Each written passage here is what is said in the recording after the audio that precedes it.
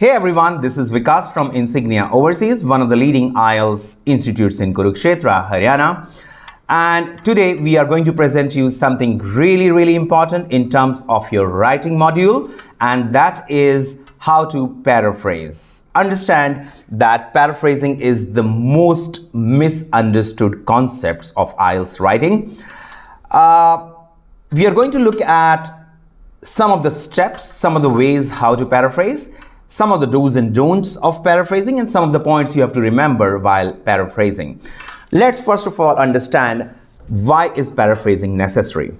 The only purpose of paraphrasing is, one, showing what range of grammar can a person use.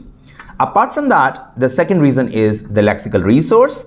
It definitely is a part of one of the band descriptors called lexical resource, which simply means vocabulary, and which holds a weightage of 25% in your IELTS band 9. So you need paraphrasing in both writing task 1 and 2. We are going to look at the basic principles of paraphrasing, and that applies to both your writing task 1 and 2. First one, what is paraphrasing? Paraphrasing simply means rewriting the phrase or a sentence so that it has the same meaning but with different words.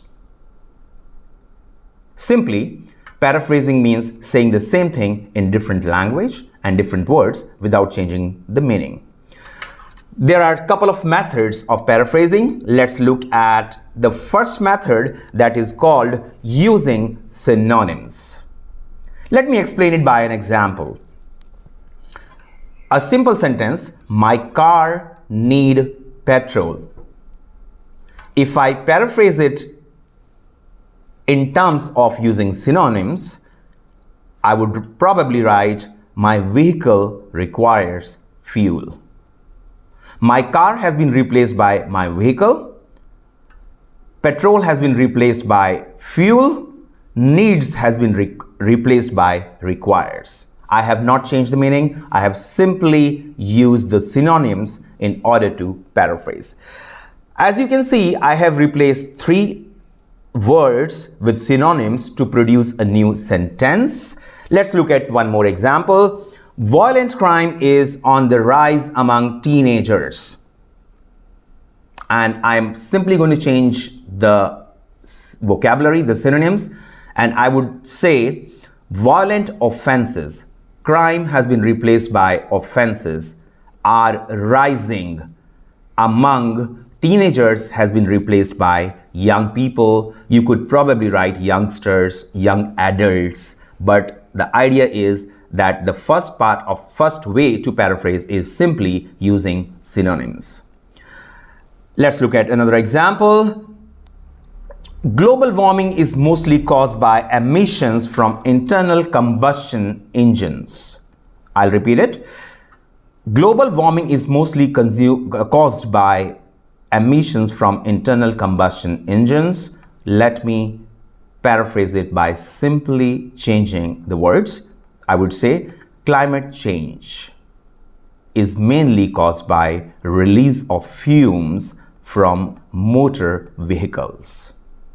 If you pause and look at the screen, you would realize that the meaning has not been changed, yet the vocabulary has been replaced by, if not better, at least different words.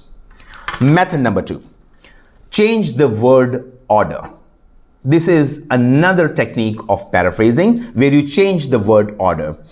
If you focus on the screen, I'm going to take some examples of how I have paraphrased by changing the word order.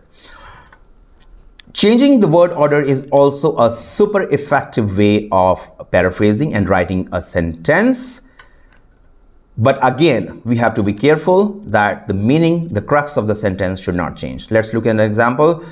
As languages such as Spanish, Chinese, and English have become more widely used, there is a fear that many minority languages may die out. This is a complex sentence, rather a large one.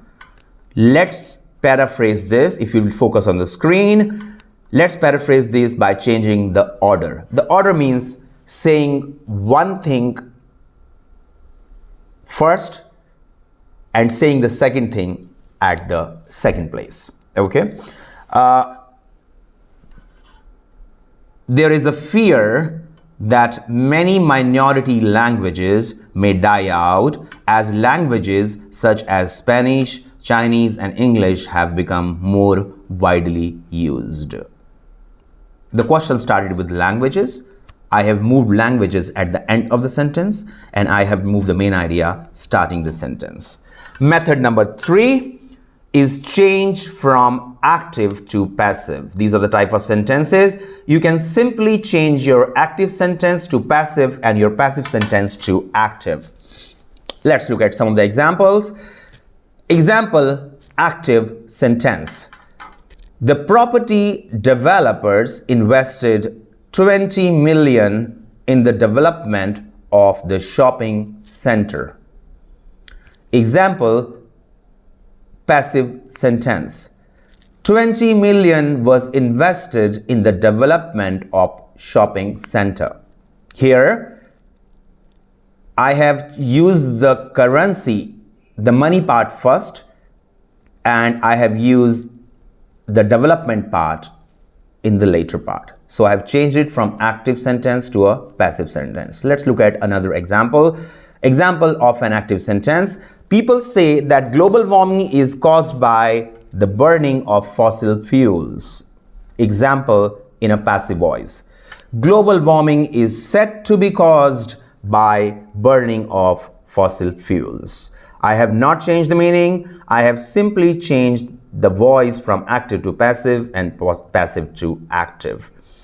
At the end, let's look at some of the most imperative key points of paraphrasing. 1. Do not try to replace every word.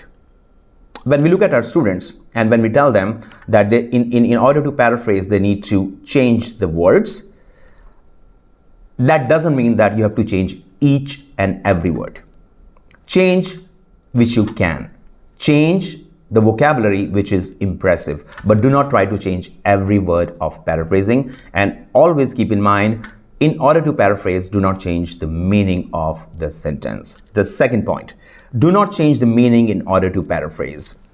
Paraphrasing is actually an art which you eventually learn with practice, but you have to remember that paraphrasing is a part of writing, and it should not change the meaning of what you're exactly going to say, because there are band descriptors like task response and coherence and cohesion. Your paraphrasing should definitely not impact these two band descriptors.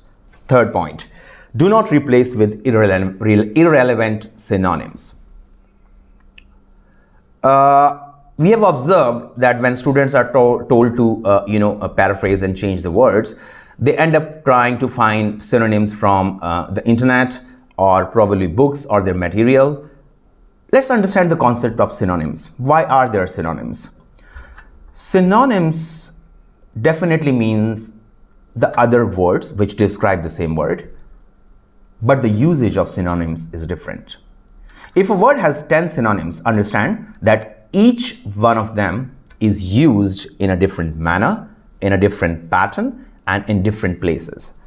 So trying to forcefully fitting in the words which you think are synonyms is not a brilliant idea. So when I say synonyms, try to show your range of vocabulary. However, it should mean the same thing. It should not be irrelevant. And there are many examples where students use the words which are absolutely irrelevant, and technically they are the synonyms, but they're not actually fit for the sentence or for that idea. Last thing, using the same word twice is not a crime.